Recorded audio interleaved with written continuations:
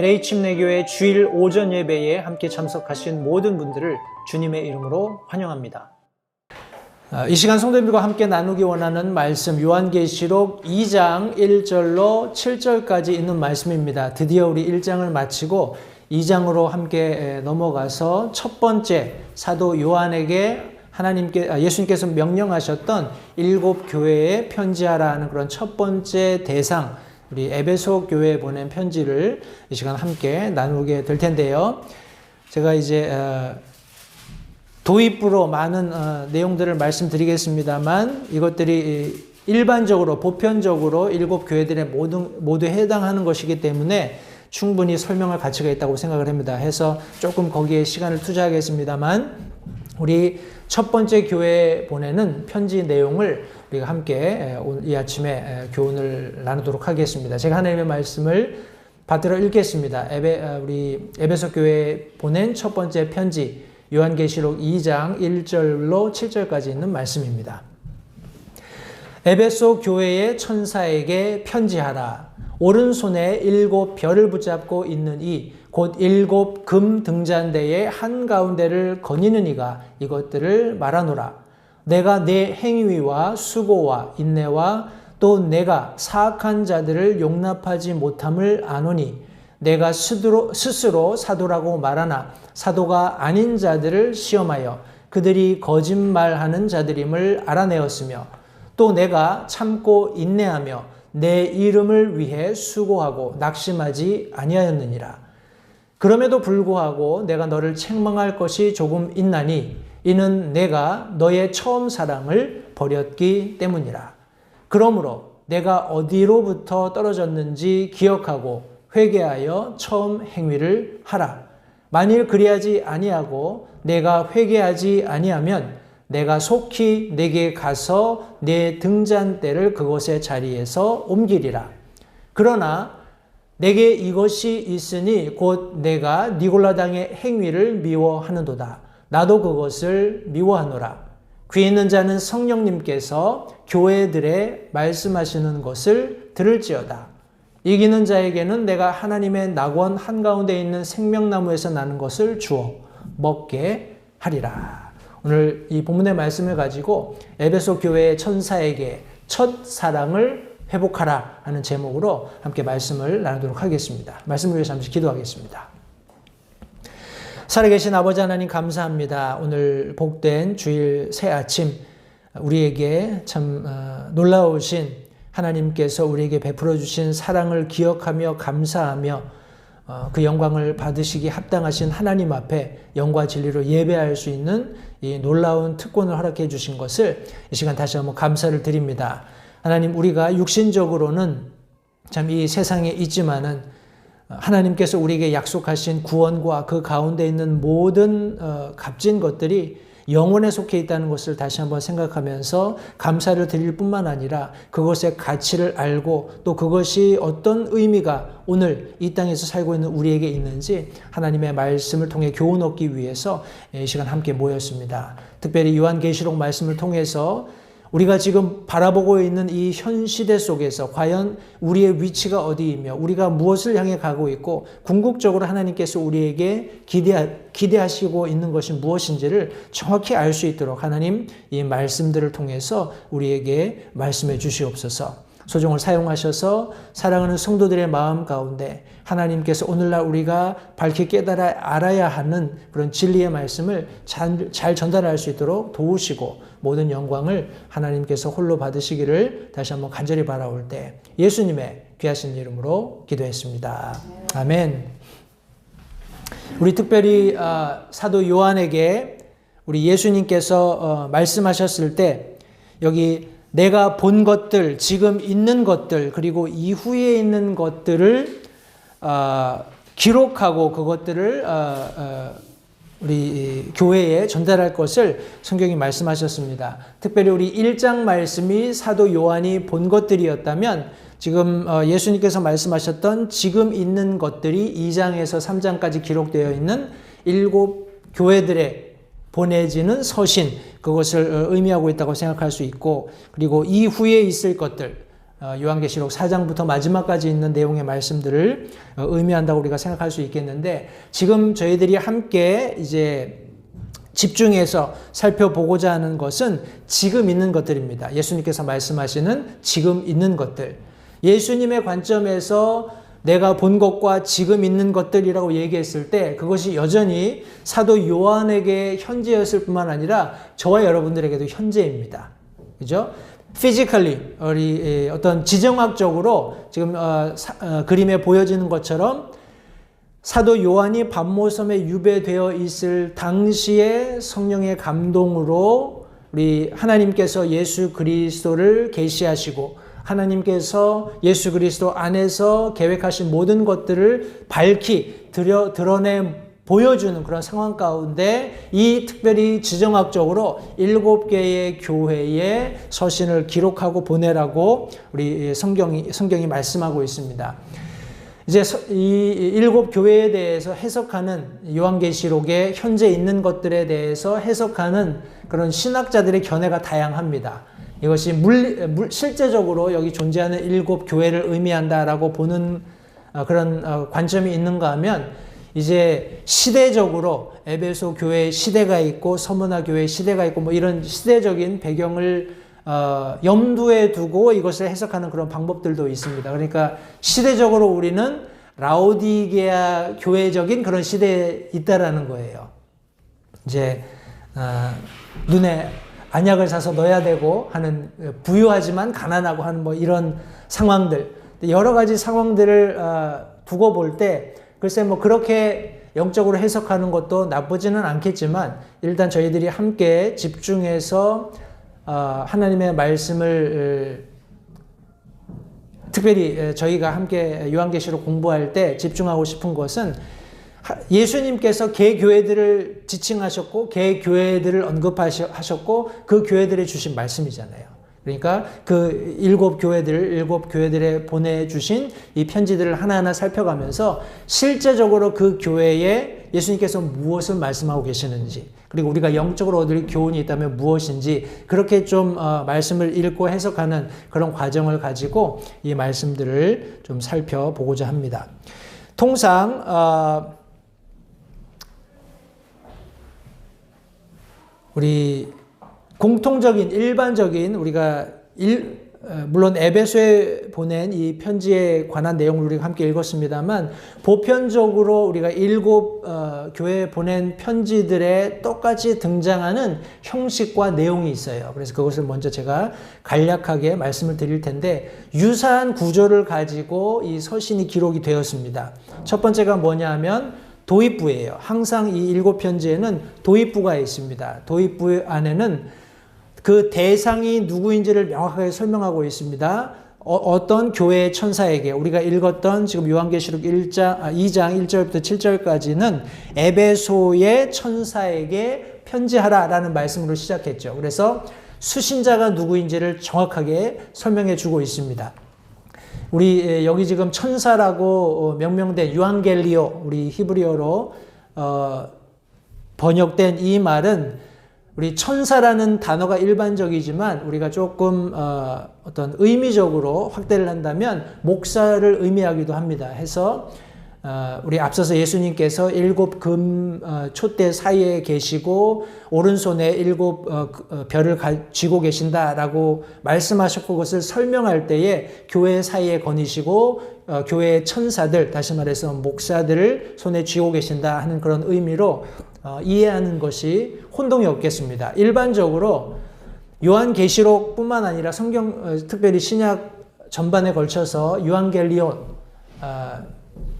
이렇게 하면 천사라는 의미로 이렇게 많이 번역이 됐고 특별히 요한계시록에 굉장히 이 단어가 많이 나오거든요. 그런데 여기 제외하고는 대부분의 경우 실제 우리 하나님의 천사들, 우리 하나님의 피조물이지만 우리와 차원이 다른 그런 어떤 천사들을 의미할 때 이 동일한 단어가 사용이 됩니다. 그러나 특별히 개교회의 천사들, 다시 말해서 개교회의 치리자, 통치자들, 다시 말해서 권위자들, 목사들에게 이 서신을 주고 있다고 이렇게 이해하는 것이 훨씬 일반적이고 우리가 받아들이기에 적합하지 않나 하는 그런 생각을 가지고 이 말씀에 접근을 하겠습니다.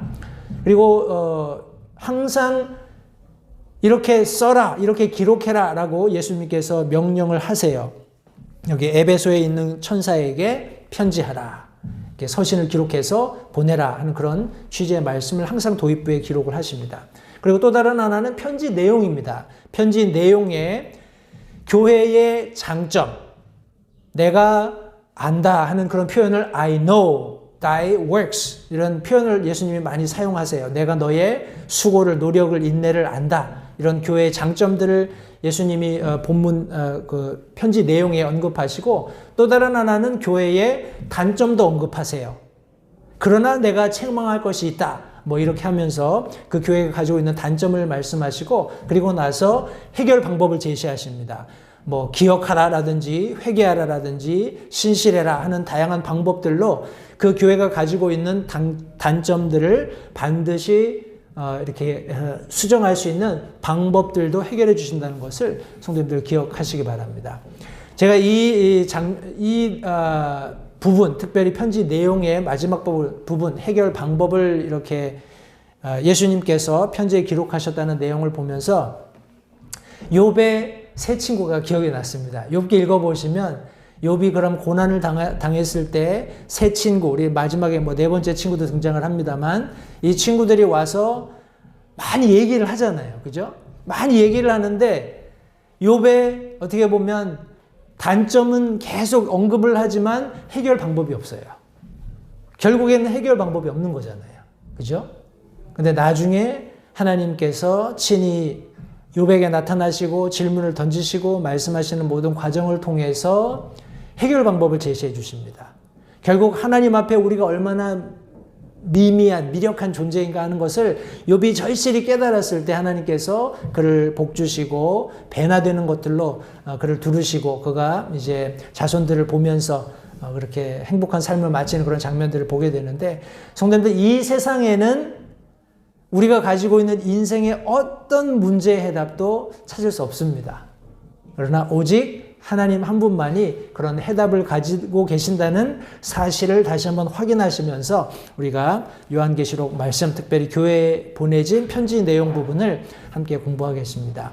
우리 도입 부분이 있고요. 편지 내용이 있고 마지막에 결론 부분에 이렇게 세 큰 편지 유사 구조가 있습니다. 결론 부분에는 두 가지를 예수님께서 항상 말씀하고 계시는데 귀 있는 자는 성령께서 교회들에게 말씀하시는 것을 들을지어다 라고 말씀하셨어요. 이 말씀 때문에 제가 앞서 이렇게 7 교회를 보여드리면서 어떤 시대적인 상황에 따라서 뭐 이거는 이 시대, 이거는 저 시대 이렇게 나누지 않겠다라고 말씀드린 이유가 되는데 여기 보시면 개 교회들에 보낸 편지들의 끄트머리에 귀 있는 자는 성령께서 교회들에게 에베소 교회에게 기록하고 있지만 교회들에게 말씀하시는 것을 들으라라고 말씀하셨어요.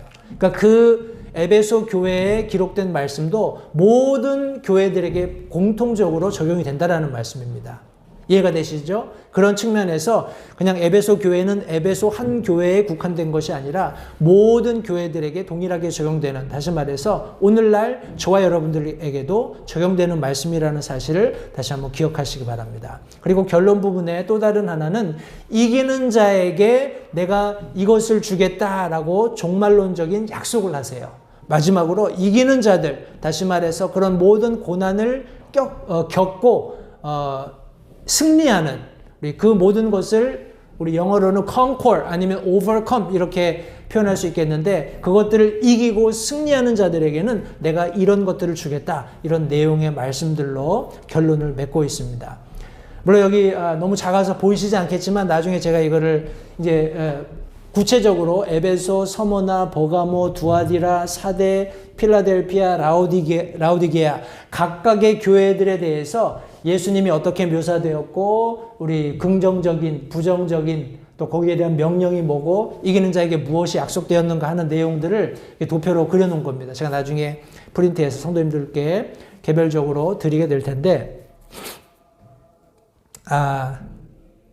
성경을 이렇게 쭉 펼쳐놓으면 재밌는 모습이 이렇게 한눈에 보여지잖아요. 하나하나 공부할 때는 잘 모르는데 이렇게 쭉 7 교회들에 대한 예수님께서 기록하신 말씀들을 놓고 보면 재미있는 것들이 이렇게 더러 보입니다. 그래서 그런 내용들을 성도님들과 함께 나누게 될 텐데 이제 그런 어떤 익사이트먼트를 가지고 아주 흥미진진한 이렇게 좀 재미를 가지시고 요한계시록 말씀을 함께 공부할 수 있으면 좋겠습니다.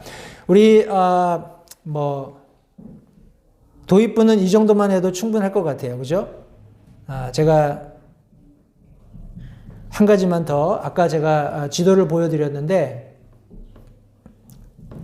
여기는 지금 안 나오는데, 저쪽 끝에 가면은 이렇게, 저는 이 그림 보면은 무슨 강아지처럼 생긴 것 같아요. 강아지가 있고, 이렇게 목이 이렇게 있는 그런 모습을, 저는 연상을 하는데, 여러분들 아시는 튀르키예 남부, 그 지금 지진 나서, 많이 어려움을 겪고 있는 그 지역을 아마 기억을 하실 텐데, 저 끝에가 오늘날의 튀르키예 남부고, 그 다음에 시리아 북부입니다. 이쪽 시리아 북부, 그 코너에 지금 지진이 나고 있는데, 모두 이런 어떤, 물론 저 아래는 이제 이스라엘이 되겠고요. 이스라엘 주변 지역에서 많은 사건, 사고가 계속해서 일어나고 있습니다.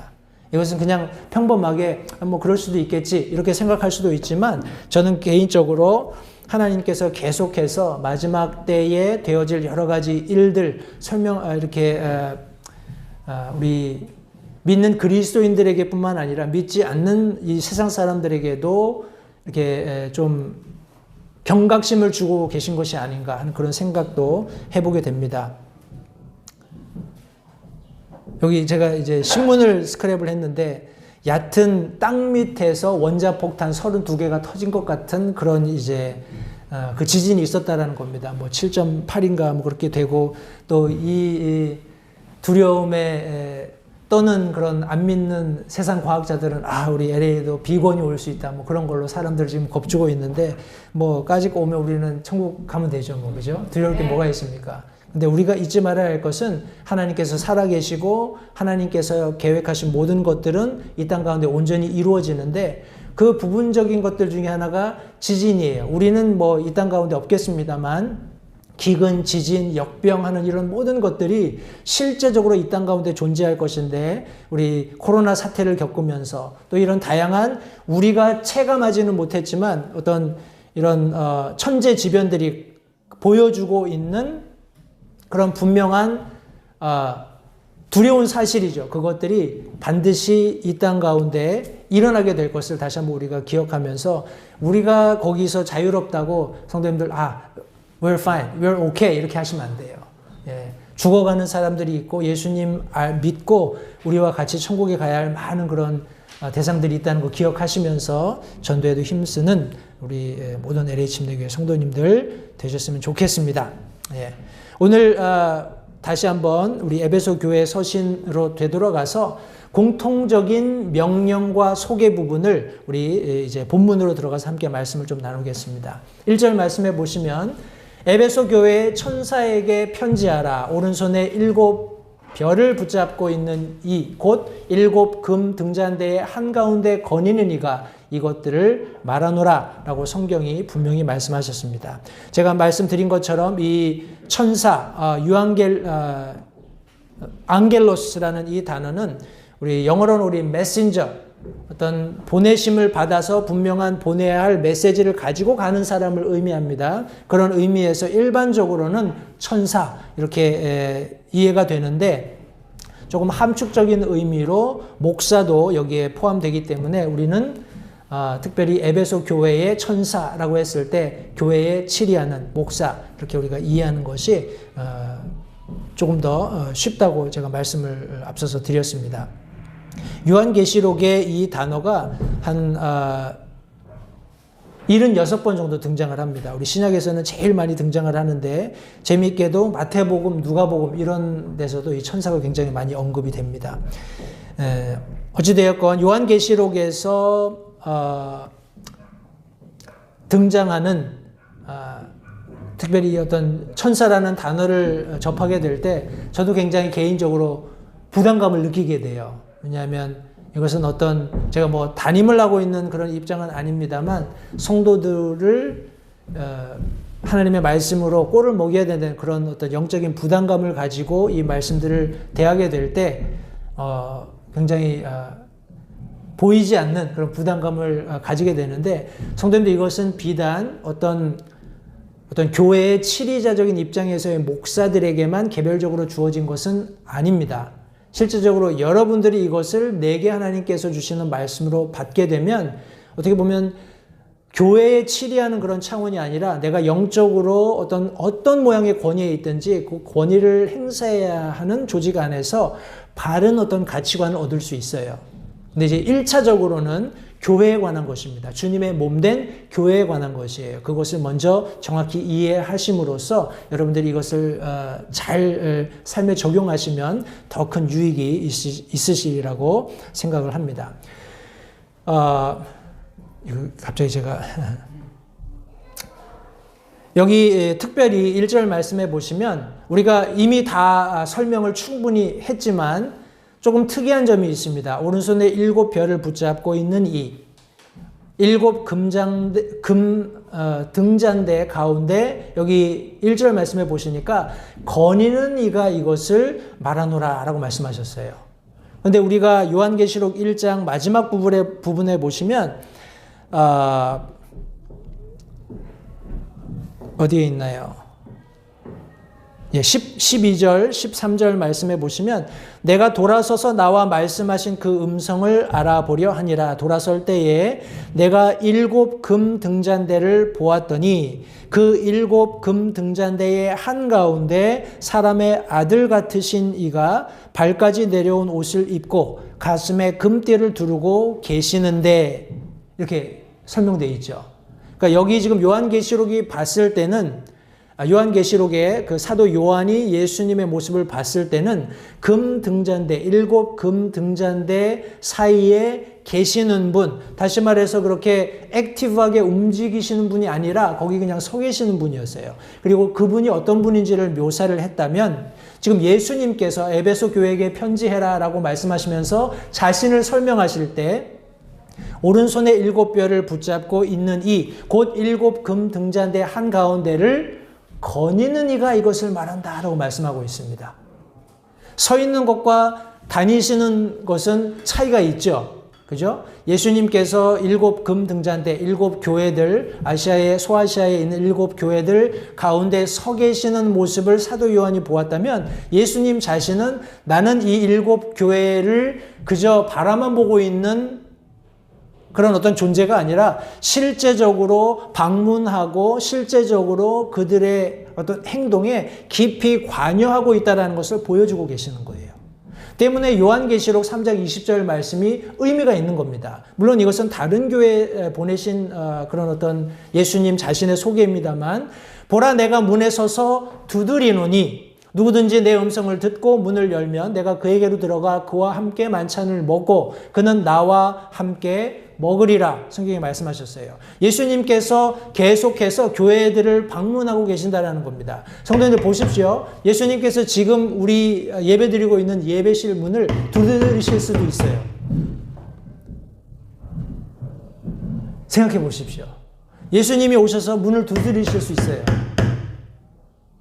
우리가 어떻게 해야 될까요? 문 열고 누구시죠? 왜 오셨죠? 성도님들, 오늘날 많은 교회가 그러고 있어요. 제가 얼마 전에도 말씀을 드렸지만 소위 말하는 seeker sensitive church, 구도자 중심의 예배를 드리는 그런 교회들은 예수님이 와서 문을 두드려도 I don't care. 우리한테 더 중요한 거는 사람들이 구름대처럼 밀려오는 거야. 안 믿는 사람들에게 눈높이를 낮춰가지고 그 사람들이 와서 편안하게 그냥 예배를 인조이할 수 있게 하는 거야. 그러면서 항상 하는 말은 그거예요. 아무려면 어때? 그 사람들이 복음을 들으면 됐지. 만약에 구원받는 것이 우리의 최종 목표고 그것만 우리 하나님께서 성경에 기록하시고 우리에게 그것을 말씀하셨다면 maybe they're right. 아마도 그들이 옳을 수도 있어요. 그런데 성경은 우리의 우리가 거룩해야 된다는 것도 동일하게 말씀하고 있습니다. 우리는 성별된 존재들입니다. 우리는 예수 그리스도를 본받는 삶을 살라고 명령받은 존재들이에요. 특별히 주님의 몸된 교회 안에서는 그런 일이 일어나야 되는 겁니다. 우리 술주정뱅이가 와서 삶이 변화되고 그들이 온전하게 그런 어떤 정상적인 삶을 하게 될 때, 살게 될 때 성도님 무엇을 기대하시겠습니까? 그냥 술주정뱅이였던 그 모습 그대로 술만 우리 금주하는 그런 삶을 원할까요? 그렇지 않죠. 그의 180도 전 인격적인 변화와 함께 어피어런스도 당연히 변화할 거예요. 내 살아계신 하나님, 내 구원자 하나님, 그분 앞에 나를 드러내는 것이 얼마나 영광스러운 특권인지를 깨닫고 그렇게 하려는 그런 열심을 저와 여러분들은 격려해야 하는 겁니다. 그리고 그런 본이 되어 주어야 해요. 근데 가령 목사가 청바지 입고 그냥 뭐 티셔츠 차림에 제가 뭐 그런 거를 뭐 비난할 만한 자격도 되지 않고 그런 의도는 없습니다만 그것이 우리 영어 표현으로 appropriate한가, 그것이 적절한가, 답은 여러분들에게 맡기겠습니다만 저는 개인적으로 아니라고 생각을 합니다. 하나님 앞에 올 때 하나님께서 받으실 만한, 그리고 하나님께 나아갈 수 있는 그런 안팎의 준비가 되었을 때 하나님께서 우리를 기쁘게 받아주신다는 사실은 성도님들 우리가 절대 타협하지 말아야 됩니다. 예수님께서 여기 말씀하세요. 내가 그냥 여기 서서 교회들이 하는 모습들을 지켜보는 것이 아니라 필요가 있을 때 그들을 찾아가서 문을 두드리겠다라는 거예요. 누구든지 내 음성을 듣고 문을 열면 저와 여러분들은 여기에 속해야 합니다. 예수님의 음성을 들을 수 있어야 돼요. 그리고 그분을 환영할 수 있어야 됩니다. 그럴 때 하나님께서 놀라운 특권을 허락하시겠다고 약속하셨어요. 만약에 문을 열면 내가 그에게로 들어가서 그와 함께 만찬을 먹고 그는 나와 함께 먹으리라. 내가 그들의 구원자가 된 것을 함께 기뻐하고 찬양하며 아름다운 교제가 그 교회 가운데 있겠다라는 것을 여기 지금 설명해 주고 있는 것입니다. 성도님들 다시 한번 기억하십시오. 여기 지금 공통적으로 주신 명령 그리고 소개를 하고 있지만 예수님께서는 여전히 오늘도 교회들을 찾아가시고 계속해서 문을 두드리시고 누구든지 문을 열게 되면 예수님께서 오셔서 우리와 함께 만찬을 나누겠다라는 그런 약속을 하고 계신다는 사실을 성도님들 잊지 마시기 바랍니다. 우리 두 번째로는 우리 본문 말씀에서 개별적인 에베소 교회의 상황을 엿볼 수 있습니다. 우리 2절, 3절, 2절 말씀해 보시면 내가 네 행위와 수고와 인내와 또 네가 사악한 자들을 용납하지 못함을 아노니 네가 스스로 사도라고 말하나 사도가 아닌 자들을 시험하여 그들이 거짓말하는 자들임을 알아내었으며 또 네가 참고 인내하며 내 이름을 위해 수고하고 낙심하지 아니하였느니라 성경이 말씀하고 있습니다. 성경에 계속해서 예수님께서 내가 알고 있다 이런 표현을 쓰세요. 아까 말씀드렸던 것처럼 여기 에베소 교회뿐만 아니라 9절, 13절, 19절, 3장 1절, 3장 8절, 3장 15절 계속해서 예수님께서 I know thy works, 내가 너의 행위들을 안다 라고 말씀하셔요. 우리 흔히 목사님들 설교할 때마다 잘 사용하시는 인용 그런 말씀입니다만 All knowing God, 모든 것을 아시는 하나님, 표면적인 어떤 변화가 아니라 우리 마음 속에서 일어나고 있는 일들 하나하나까지도 속속들이 알고 계신 하나님께서 성도님들 저와 여러분들에 대해서 내가 너의 행위를 안다 라고 말씀하고 계시는 거예요. 제가 개인적으로 우리 LH 침례교회 한인사역 특별히 성도님들에게 칭찬드리고 싶은 것이 있다면 여러분들이 주일날 예배에 물리적으로 실제적으로 여러분들이 오셔서 여기 예배당에 앉아서 예배드리고 계신다는 거예요. 이거 하나님이 아실까요? 모르실까요? 당연히 아시겠죠? 그런 여기 지금 우리가 몸으로 와 있는 이 현장에 우리 마음 가운데 어떤 의도를 가지고 우리가 여기 예배드리러 왔는지를 하나님께서 정확히 알고 계신다는 겁니다. 성도님 이것이 얼마나 감사한 일입니까? 얼마나 큰 격려가 되는 것입니까? 이 말씀은 예수님께서 그냥 요한 계시록을 통해서 요한에게 7 교회를 이렇게 특별히 지칭하셔서 내가 너의 행위를 안다라고 말씀하신 것이 그냥 아니라는 거예요. 교회 시대에도 그런 일이 있었죠. 데살로니가전서 1장 3절 말씀에 하나님 곧 우리 아버지의 눈앞에서 우리 주 예수 그리스도 안에 있는 너희의 믿음의 행위와 사랑의 수고와 소망의 인내를 끊임없이 기억하기 때문이니.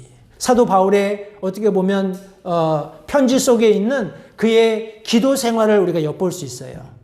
성도님들 보십시오. 하나님 곧 우리 아버지의 눈앞에서 우리 주 예수 그리스도 안에 있는 너희의 믿음의 행위, 사랑의 수고, 소망의 인내.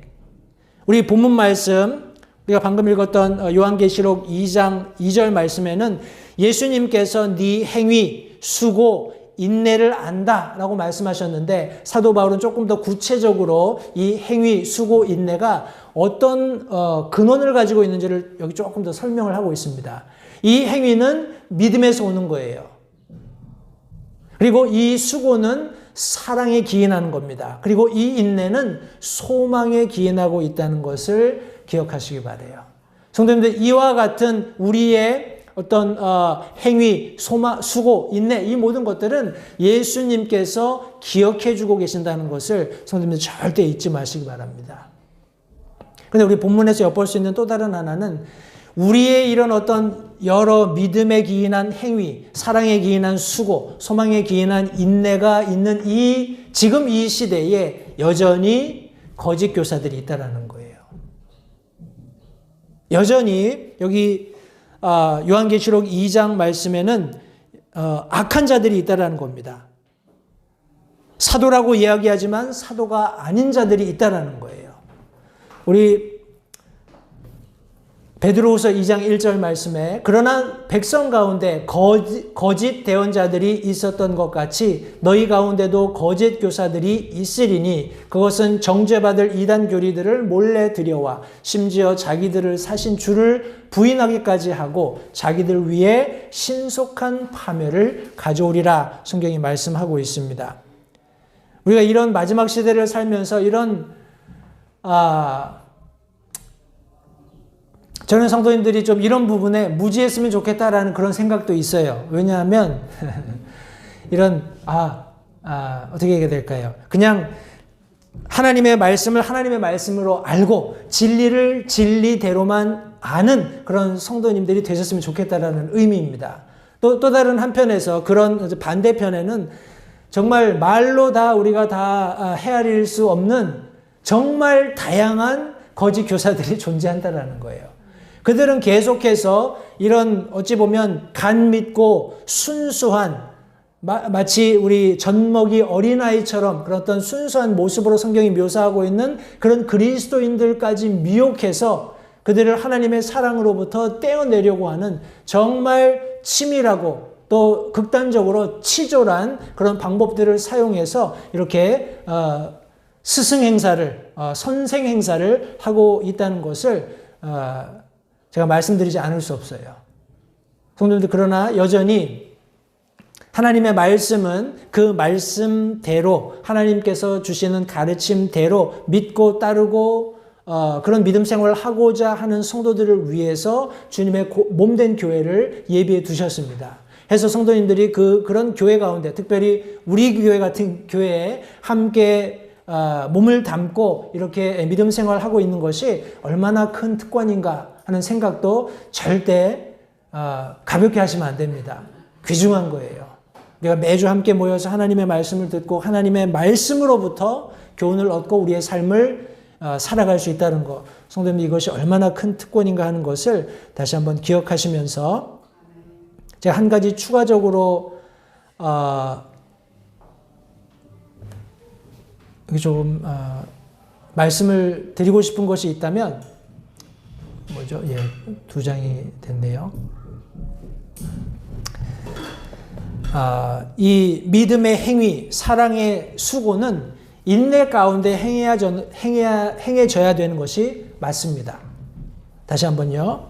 우리 믿음으로 우리 하는 행위들, 그리고 사랑으로 수고하는 것, 이것이 인내 가운데 행해져야 하는 것은 맞는데 이것이 악한 세상 사람들을 향한 것이 아니라는 것을 좀 아셨으면 좋겠어요. 여기 예수님께서 2절 말씀에 내가 내 행위, 수고, 인내를 안다라고 말씀하셨을 때, 예, 우리 어떻게 얘기해야 될까요? 조금 오해하실까봐 제가 말을 조금 천천히 합니다. 교회 안에서 그 목적에 맞게 행해져야 하는데, 우리 담임 목사님도 우리 몇 주 전에 그런 얘기를 하셨어요. 교회 안에서 성도들이 이제 갓 믿고 막 섬기고 싶어 하는 사람들이 있잖아요. 그런데 어떻게 하는지는 잘 몰라요. 그런데 막 하고 싶어 해요. 그래서 이렇게 이런저런 어떤 섬김의 기회들이 있을 때마다 이분들이 막 이렇게 열정적으로 와서 섬기고 이렇게 하다 보면 조금 이제 믿음 생활 좀 오래 하신 분들이 보면서 이제 그런 얘기를 하는 거예요. 왜 저걸 저렇게 하지?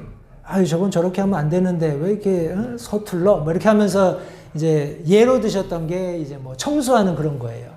이제 뭐 그 청소는 뭐 저도 청소를 꽤 오래 했거든요. 이렇게 전문적으로 뭐 클리닝하는 그런 거를 했습니다만, 제가 봐도 이렇게 좀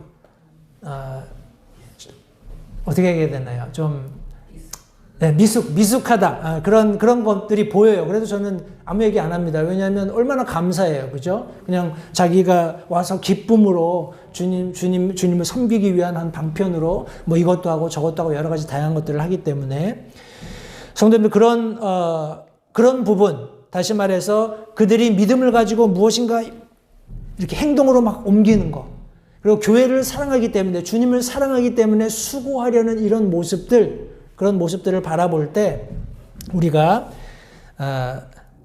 인내해야 된다는 겁니다. 1차적으로. 그리고 이런 우리 흔히 얘기하는 믿음 생활을 하는 모든 과정 속에서 우리가 겪는 고난 가운데 우리가 인내해야 하는데 그 이유는 우리에게 소망이 있기 때문에 그래요. 네, 성도님들, 가령 예를 들어서 그런 세상과 딱 우리가 1대1로 맞닥뜨렸을 때 우리가 무조건 그냥 참고 그래 내가 져주자 이렇게 하는 것은 별로 바른 방법이 아닙니다. 하나님께서는 우리가 세상을 이기기를 원하시잖아요. 그런 어떤 영적인 전투에서의 그런 어떤 전장, 우리 에너미와 우리 적과 1대1로 대치했을 때는 싸워야 됩니다. 그리고 이겨야 됩니다. 그러나 우리가 그리스도인으로서 주님의 몸된 교회 안에서 특별히 교회가 어떤 사역을 추진해가는 과정 가운데에서 내부적으로 우리가 인내하는 것은 절대적으로 필요하다. 왜냐하면 우리에게는 분명한 소망이 있고 개별적으로 일하고 있는 사람들의 어떤 믿음의 행위, 사랑의 수고, 그것들이 언젠가는 자라나서 성숙한 하나님께서 원하시는 그런 어떤 성숙함을 보이게 될 것이기 때문에 거기에도 소망을 가져야 된다는 거예요. 궁극적으로는 그것이 교회의 성품이 되어야 합니다. 그리고 교회의 캐릭터가 돼야 돼요. 우리 이제 자매님들 흔히 그런 얘기들 많이 하시잖아요. 그죠? 우리 여기 히스패닉 교회입니다만 성도들이 섬기고 서로 이렇게 사랑을 표현하고 그런 거 보면서 참 교회가 사랑이 많다. 교회가 너무 겸손하다. 이런 표현들 많이 하시는데 그것이 교회의 특징이 되어야 됩니다. 그리고 그것이 교회를 외부 사람들도 바라볼 때 그런 어떤 교회의 모습으로 자리 잡아야 돼요. 그런 측면에서 저와 여러분들에게 그런 인내가 필요하다는 것을 다시 한번 기억하시기 바랍니다. 오늘 본문 말씀에서 세 번째로 개별적으로 에베소 교회가 가지고 있었던 문제가 있었습니다. 우리 4절 말씀해 보시니까 그럼에도 불구하고 내가 너를 책망할 것이 조금 있나니 이는 내가 너의 처음 사랑을 버렸기 때문이라. 그러므로 내가 어디로부터 떨어졌는지 기억하고 회개하여 처음 행위를 하라. 만일 그리하지 아니하고 내가 회개하지 아니하면 내가 속히 내게 가서 내 등잔대를 그곳의 자리에서 옮기리라. 이렇게 말씀하셨어요. 여기 말씀해 보니까 너를 책망할 것이 조금 있다. 그러면서 내가 첫사랑을 버렸다. 이렇게 말씀하셨어요. 너의 처음 사랑을 버렸기 때문이다. 마치 이제 남녀가 사랑하는 그런 모습으로 조금 우리가 쉽게 우리 상상하기 쉬운데 여기 그렇지 않죠. 예수님께서 지금 실제적으로 에베소 교회의 그런 치리자에게, 목사에게 편지하면서 내가 너의 처음 사랑을 버렸다라고 말씀하고 있는 거예요. 교회적인 차원에서의 그런 어떤 상태를 지금 예수님께서 설명하고 계신 겁니다.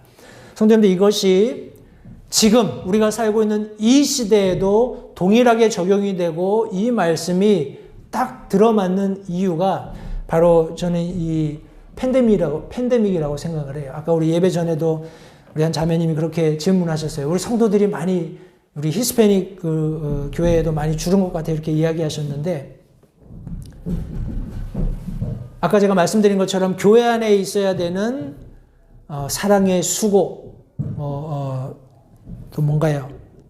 믿음의 행위, 사랑의 수고, 소망의 인내, 이런 것들이 잘 캐릭터화되어서 그것이 어떤 교회의 특징이 되었을 때, 성도님도 한번 생각해 보십시오. 어떤 성도가 이런저런 이유로 교회를 이제 좀 참석하는 게 뜸해졌어요. 그럼 어떻게 할까요? 뭐가 있나 보지. 그냥 그런 것이 아니라 내가 뭐 도와줄 게 없을까? 어떤 아픔이 있는 건 아닐까? 어떤 문제가 있는 건 아닐까? 계속해서 보듬고 감싸고 돌아보고 격려하고 위로하고 하는 그런 일들이 계속 있어야 되는 거예요. 그런데 이 팬데믹이라는, 코비드라는 이제 사건 사고로 말미암아서 전 세계적으로 이런 뭐라고 할까요? 하나님이 허용하셨기 때문에 일어난 일인 것은 사실이지만 이런 눈에 보이지 않는 두려움이 주님의 몸된 교회까지도 휩쓸고 지나간 이후에 이제 미국에서는 5월 되면은 이제 모든 이런 상황들이 종료가 되고 이런 얘기, 조 바이든 대통령이 이제 자기 상반기 그런 를 결산하면서 그런 이제 이야기도 했다고 하는데, 이제 5월 되면 모든 미국에서는 이제 코비드가 완전히 종료되잖아요. 그죠? 그런데 보십시오. 그렇게 있었던 거반 한 3년 조금 넘는 그런 기간 동안에 교회들이 어떻게 됐습니까? 좀 속된 표현이긴 하지만 아주 풍비박산이 났습니다. 그죠? 여전히 건강하게, 여전히 주님께서 교회들에게 부탁하신, 특별히 마태복음 28장 19절 20절 말씀을 가지고 아주 고군분투하고 있는 그런 교회들이 많이 있습니다. 그러나 실제적으로 그들이 어떤 통계 자료를 가지고 우리가 이만큼 증가했습니다, 이만큼 감소했습니다, 이런 것을 얘기하지 않더라도 우리가 피부로 체감할 수 있는 것은 교회들이 대부분의 경우 이렇게 성도들을 많이 잃었다라는 거예요. 그리고 심지어 남아있는 성도들도 예전같이 그렇게 열정적으로 적극적으로 주님의 사역을 위해서 드려지지 않는 모습을 실제적으로 우리가 봅니다.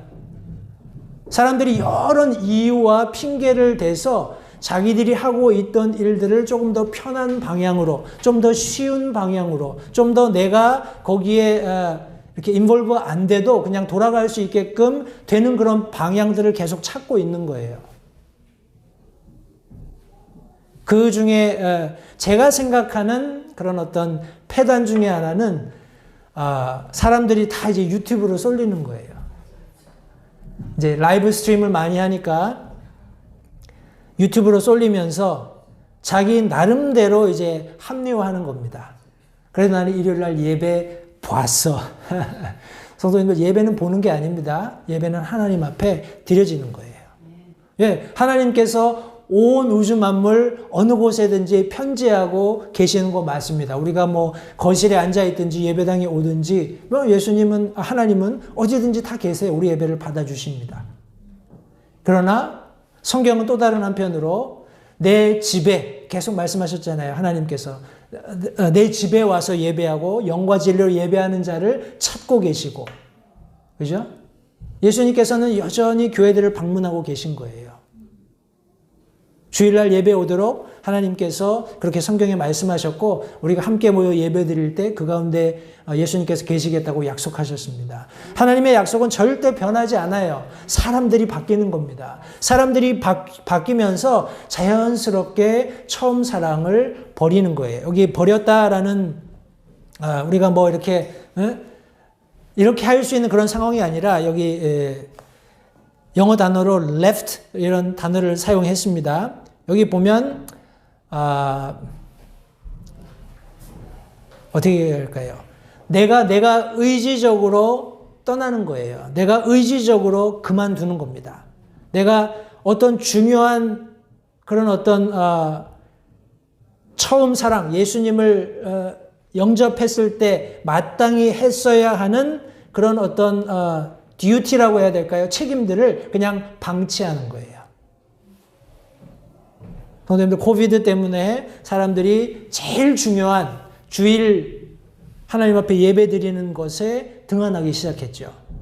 그러면서 자연스럽게 여러 가지 이유에서 내가 말씀 읽고 내가 스스로 하나님 앞에 기도하는 것, 그리고 성도들이 함께 교제하는 것, 그리고 전도하는 것, 이런 모든 부분에 있어서 약화되었어요.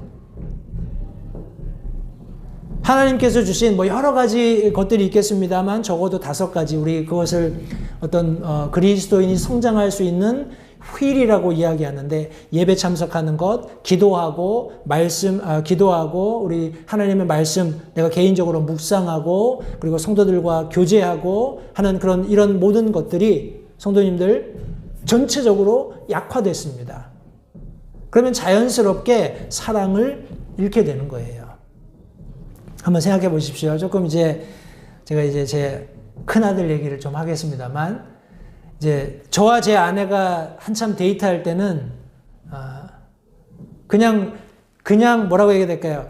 우리들이 생각하는 대로, 우리들이 느끼는 대로, 우리들이 옳다고 생각하는 대로 가령 데이트를 했다면, 얘네들은 신학교에 둘이 다 제 자부도 마찬가지입니다만, 신학교에 있으면서 얘네들 그런 클래스들이 있잖아요. 성경적으로 어떻게 이성을 대하고 하는 이런 것들을 다 배운단 말이죠.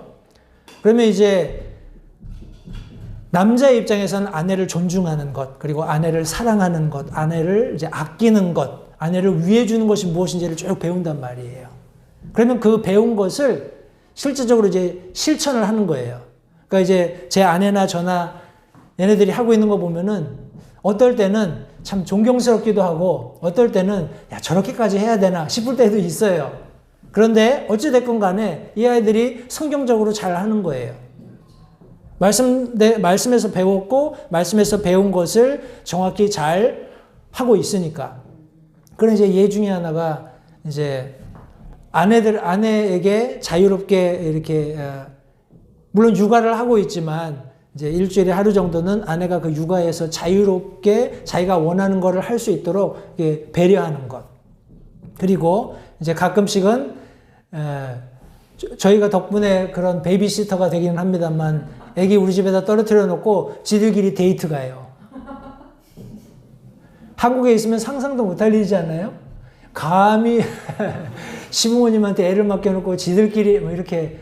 그러니까 그건 제 아내의 독특한 성향이기도 해요. 제 아내는 제가 예를 들어서 우리 둘이 애들 어디다 맡겨놓고 놀러 가자 그러면은 어떻게 그럴 수가 있냐고, 무조건 데려가야 된다는 거예요. 그래서 지금까지도 저희들은 이렇게 둘이서 여행을 가본 적이 없어요.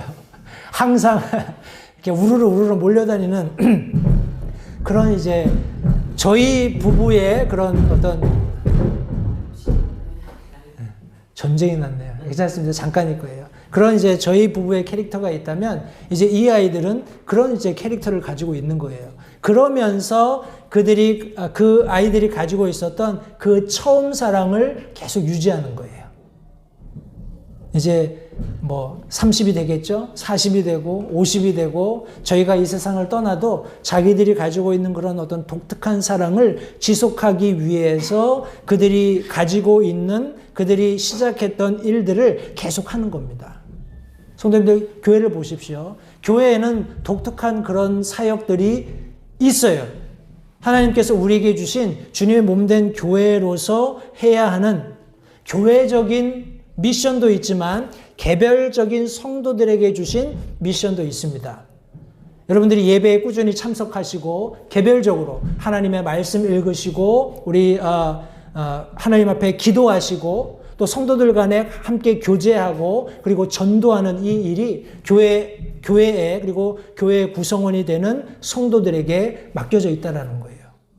그런데 어느 순간 우리가 그 하나님께서 우리에게 주신 그런 역할들에서 마땅히 해야 할 처음 사랑의 행위들에서 우리가 떠나게 됐다라는 거예요. 그걸 그만둔 겁니다. 그거를 방치하기 시작했어요.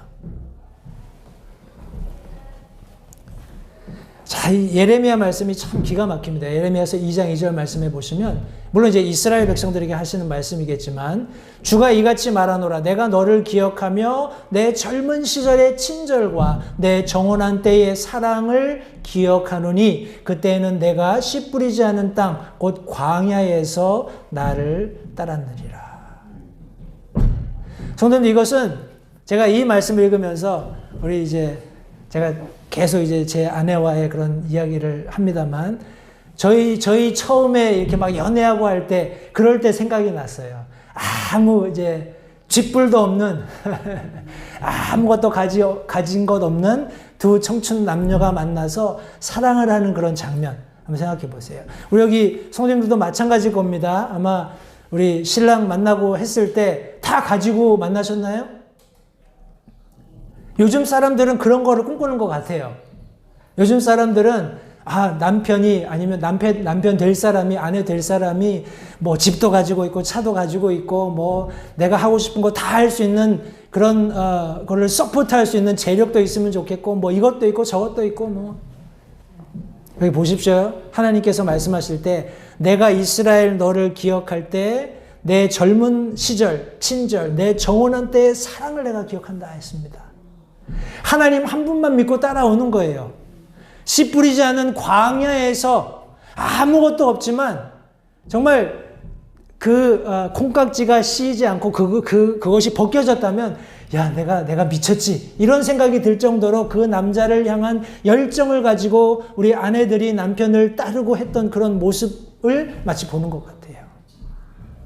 내가 너를 이집트 땅에서 끄집어내서 젖과 꿀이 흐르는 땅을 주겠다라고 했을 때 그것을 정폭적으로 믿고 따랐던 이스라엘 백성 같은 성도님들, 그런 사랑, 주님이면 됩니다. 예수님 한 분이면 돼요. 내가 죄에서부터 자유함을 얻었습니다. 내게 영원한 생명을 하나님이 주셨어요. 할렐루야 하면서 예수님을 따랐던 그 모습을 잃었다라는 겁니다.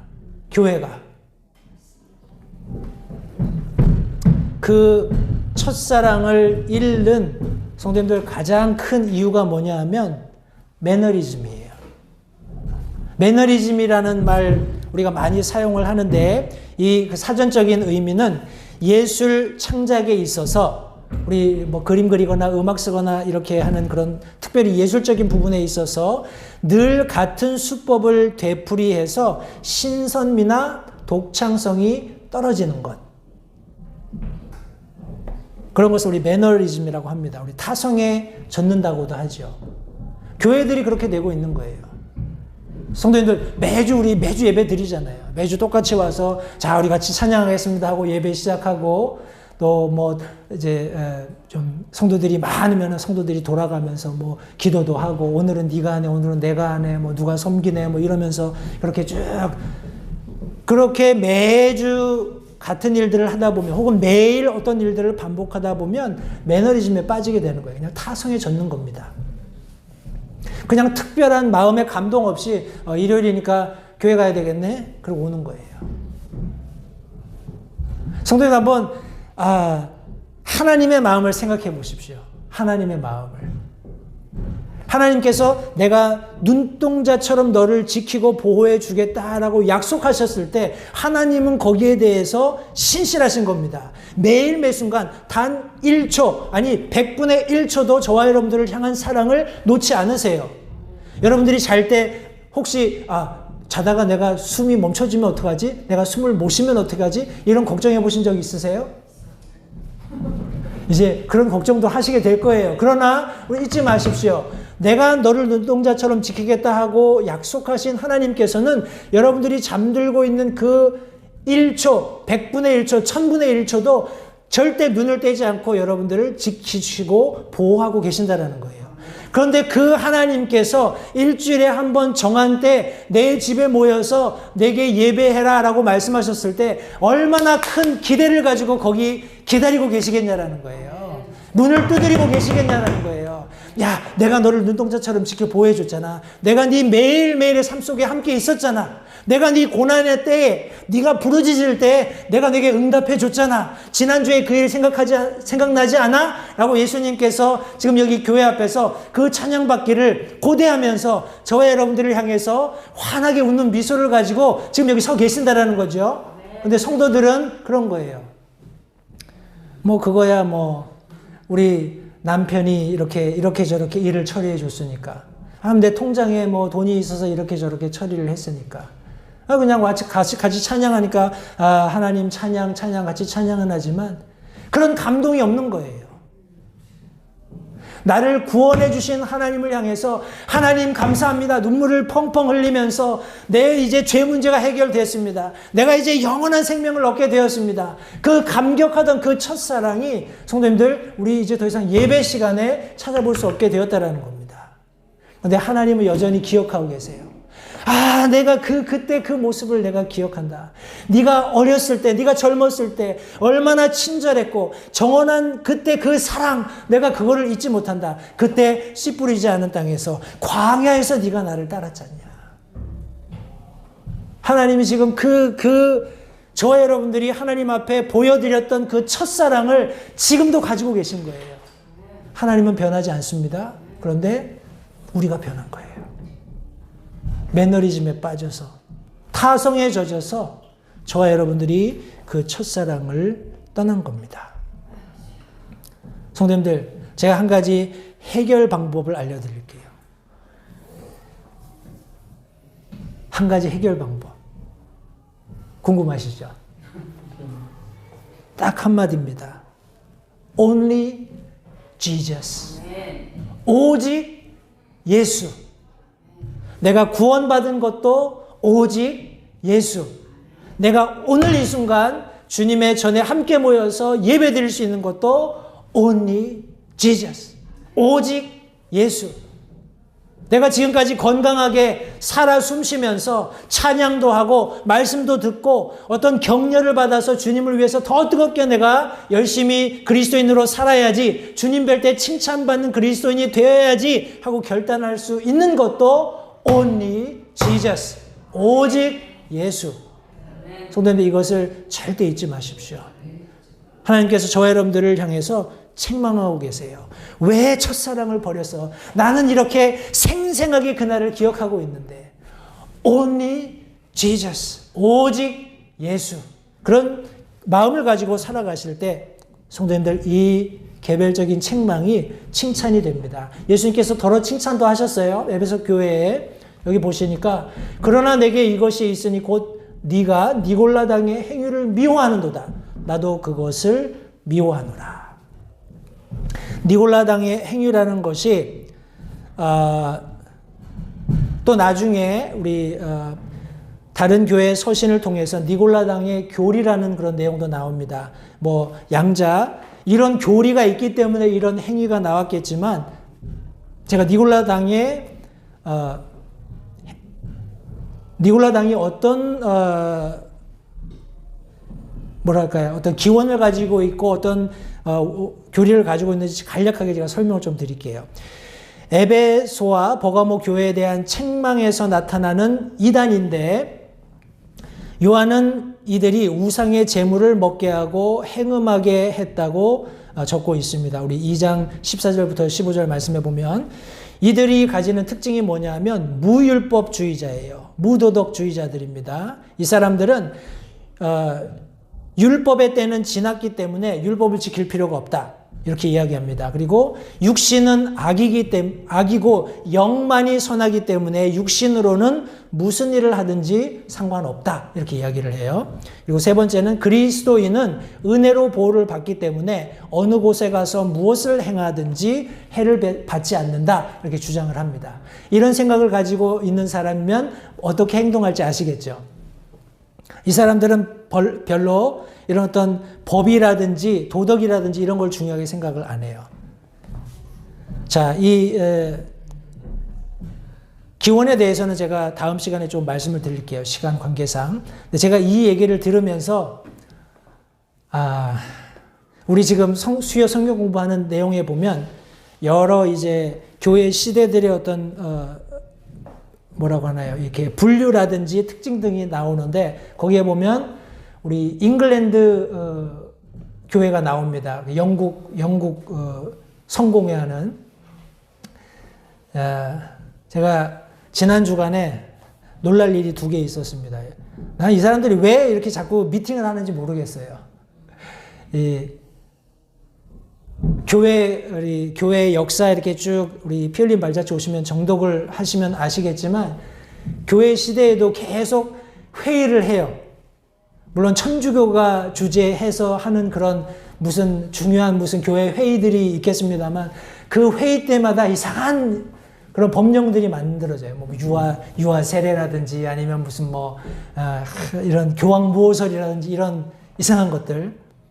영국 성공회도 자주 만납니다. 이 사람들이 만나서 이렇게 회의를 하는데 2월 9일 날 오늘이 12일이니까 한 사흘 정도 된 것 같은데요. 여기 그 성공회 미팅에서 하느님 성중립 호칭 검토 이렇게 제하에 글이 나왔어요. 무슨 말이냐면 하나님 아버지라고 우리가 기도하면 하나님을 남성으로 단정 짓는 것이기 때문에 남녀 평등에 위배된다라는 거예요. 왜 하나님이 남성만 되냐? 이런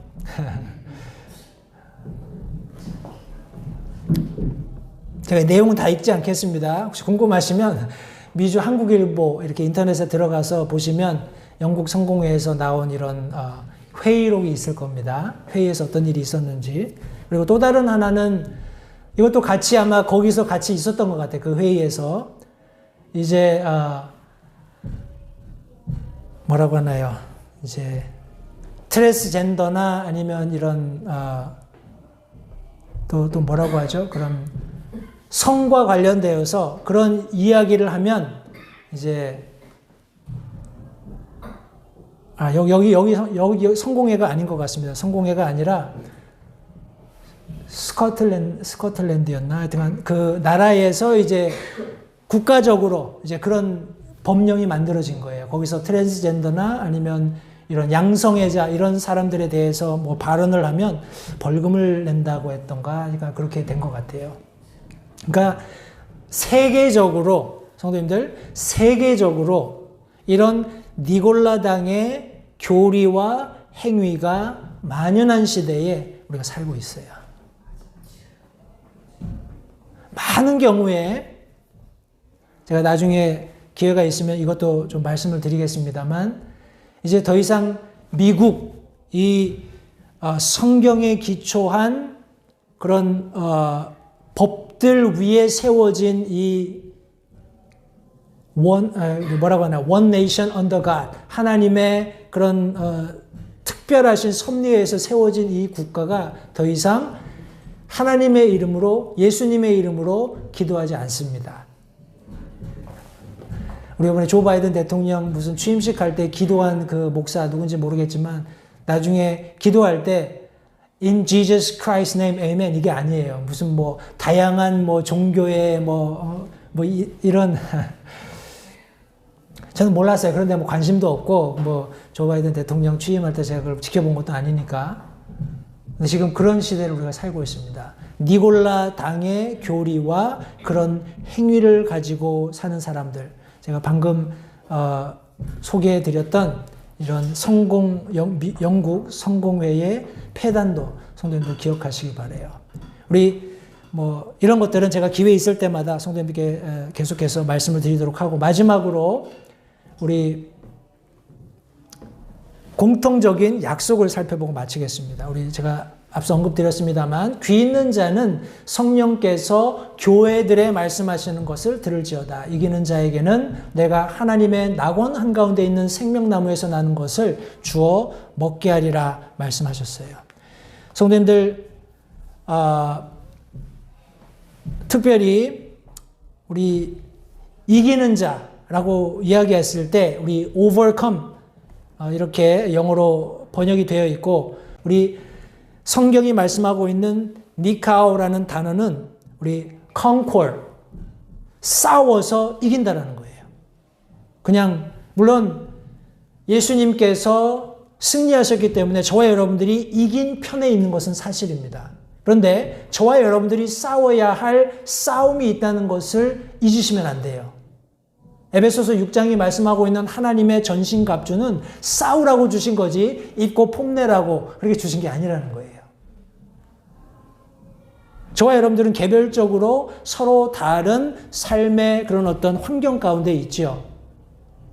내가 싸우는 싸움은 다른 형제나 자매의 싸움과 다를 수 있습니다.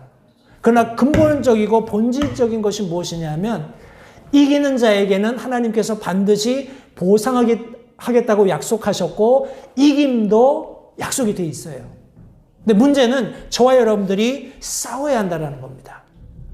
저와 여러분들이 싸울 때 하나님께서 승리도 보장하시고 승리한 자들에게 주실 그런 어떤 분명한 상급도 약속하신다는 것을 잊지 마시기 바라요. 이것은 두 가지를 다 포함합니다. 두 가지 측면을 다 포함하는데 하나는 승리가 보장되어 있다는 것, 그리고 하나는 싸워야 할 싸움이 있다는 것. 성도님들 최종적이긴 합니다만 요한 1서 말씀에서 이렇게 이야기합니다. 요한 1서 5장 5절에 예수님께서 하나님의 아들이심을 믿는 자가 아니면 누가 세상을 이기는 자냐. 다시 한번요. 예수님께서 하나님의 아들이심을 믿는 자가 아니면 누가 세상을 이기는 자냐. 성도님들, 이 세상을 이길 수 있는 이김은 유일하게 단 한 분으로 말미암습니다. 누구신가요? 오직 예수. 같이 한번 해볼까요? 오직 예수. 한 번 더. 오직 예수. 오직 예수님을 통해서야만 우리가 이 세상에서 승리할 수 있다는 것을 성도님들 잊지 마시기 바랍니다. 여기 말씀해 보니까 리워드가 뭡니까? 이기는 자에게 하나님의 낙원 한가운데 있는 생명나무에서 나는 것을 주어 먹게 하리라. 창세기 2장 9절에 또 하나님께서 땅으로부터 보기에 아름답고 먹기에 좋은 모든 나무가 자라게 하시니 그 동산의 한가운데에는 어떤 나무가 있었을까요? 나무가 두 개 설명됩니다. 생명나무와 선악을 알게 하는 나무도 있더라. 보십시오. 그 동산의 한가운데 생명나무와 선악을 알게 하는 나무도 있더라. 그냥 선악과만 있는 줄 아셨죠?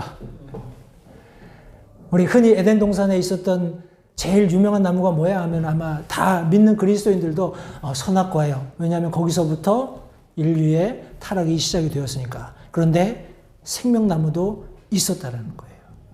그런데 지금 생명나무는 어디 있죠?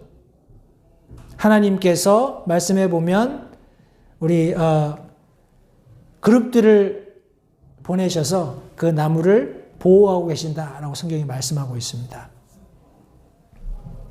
선악을 알게 하는 나무를 따먹고 저들이 생명나무를 먹어서 영원하게 살까 하나님께서 염려하셔서 이제 거기에 화영검을 두르는 그런 그룹들로 지키게 하신 것을 성경이 말씀하고 있습니다. 그런데 이 생명나무가 언제 나타나는지 아세요? 요한계시록 저 마지막에 나타납니다.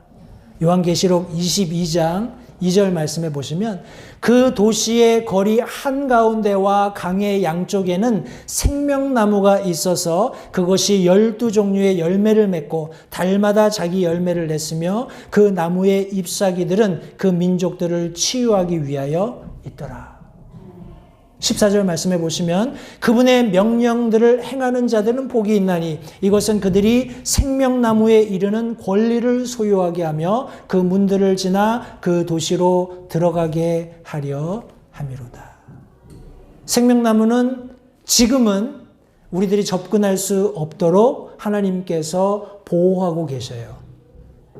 그런데 여기 요한계시록 마지막에 보면 새 예루살렘 그 도시가 우리 하늘로부터 마치 처녀가 단장한 것처럼 이 땅 가운데 이르게 될 때 우리가 거기에 들어가고 나오는 그런 어떤 자유로운 출입의 특권을 누리게 될 때 거기에서 우리가 발견하게 될 것이고 풍성한 아주 우리의 입맛을 돋구는 그런 12과실들을 우리가 거기서 따먹게 될 겁니다.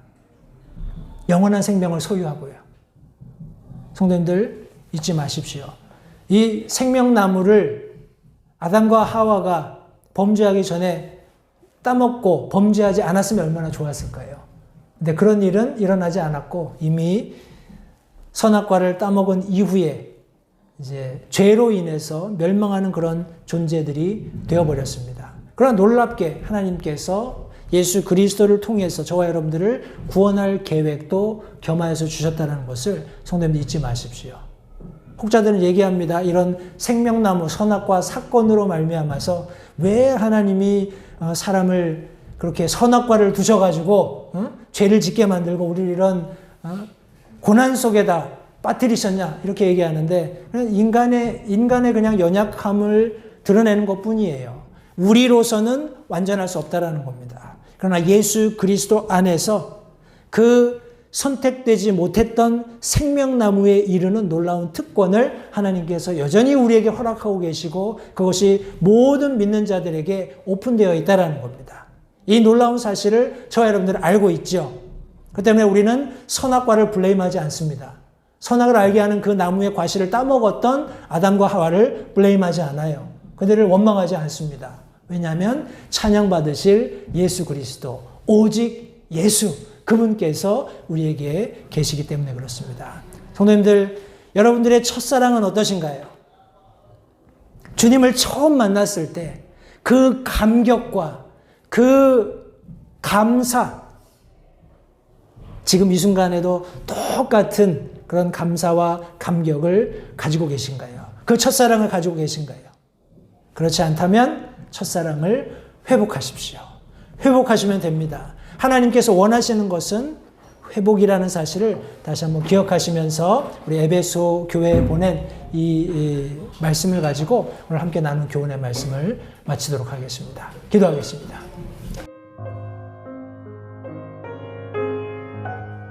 잠시 들으신 말씀에 따라 결단하는 시간을 가지시기 바랍니다. 하나님께서 무엇을 말씀하시든지 따르기로 결단하십시오. 하나님께서는 순종하는 자들을 존중하십니다. 아직 예수님을 개인의 구주로 영접하신 사실이 없으시다면 자신이 죄인됨을 인정하며 하나님께 나오는 자들을 하나님께서 받아주신다는 확실한 말씀에 근거하여 다음과 같이 기도하십시오. 하나님, 나는 죄인입니다. 나는 내 죄로 인해 죽을 수밖에 없음을 압니다.